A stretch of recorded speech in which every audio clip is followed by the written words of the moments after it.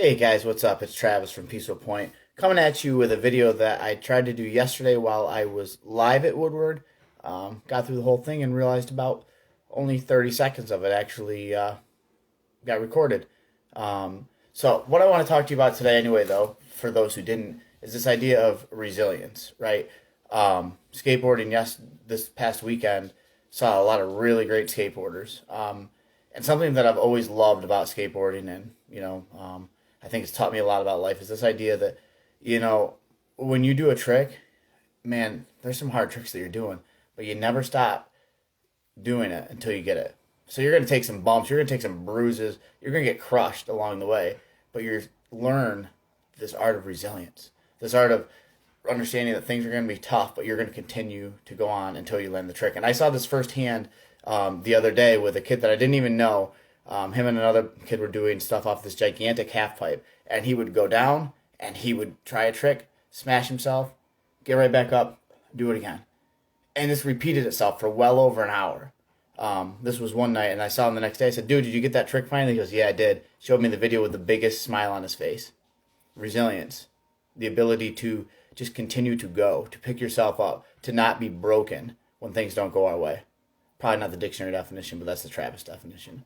And that's what I want to talk about today, because being at Woodward, it just brought that up to me and thought about the lessons I learned when I was skateboarding. Right, biblically, I think of the story of Joseph in Genesis, which starts in chapter 37. Pretty lengthy, so I'm going to give you a brief synopsis really quick. So basically, Joseph's brothers get incredibly jealous of him, and they sell him into slavery. And when he's a slave, he's in prison. He basically, they could kill him, and he never gives up. And instead, he continues to trust God. And in that process of trusting God and not giving up, he interprets some dreams, moves up along the way, gets a very high position within the government of Egypt, and all of that, is happening while there's a famine going on in his family's homeland. So he's up there in Egypt living high and well, and his family's struggling.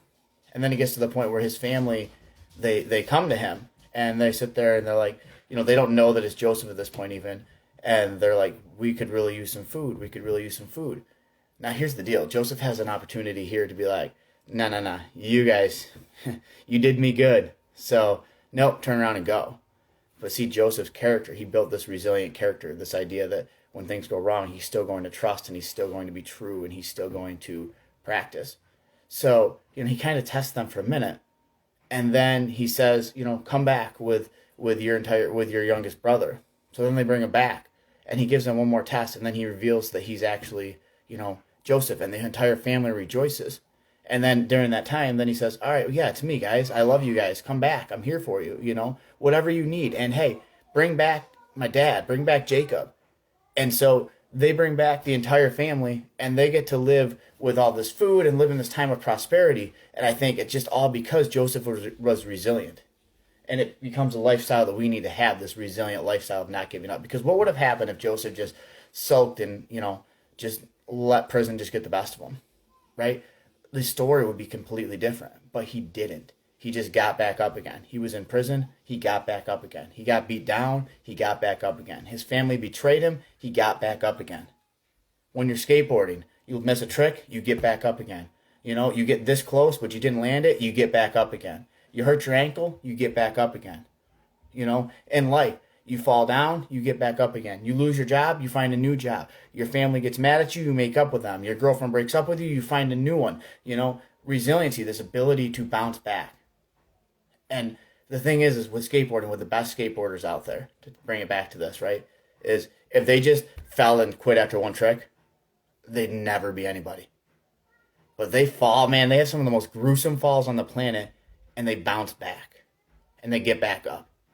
My boy Rocky, I've said this quote before, says it's not about how hard you hit, it's about how hard you get hit and come back for more, and you keep pressing forward. That's resiliency. That's the life that we need to live, the life of Joseph. It's not about the type of punches you can throw, but it's how many punches can you take and keep moving forward. Life's going to throw some punches our way. Some things are not going to be fair, but when we live a resilient life and we don't quit, we continue to press on, and then we get to reap the blessings of life. But if we quit, we may never land that trick. We may never get that promotion. we may never get the girl because we gave up when life got too hard. Simple lesson. It's what I learned from Woodward. You want to learn a trick? Man, you got to put blood, sweat, and tears in it. You're going to fall. You're going to get bruised. You're going to do this. But if you don't quit, you'll eventually get there. Just like with life. You just got to just press on. Keep going. Be resilient when life throws you some curveballs, Just let it bounce off you. Don't let it bring you down. And then we go out, we change the world, we do our thing, and we have an awesome week. So that's all I got for y'all. Have a good week.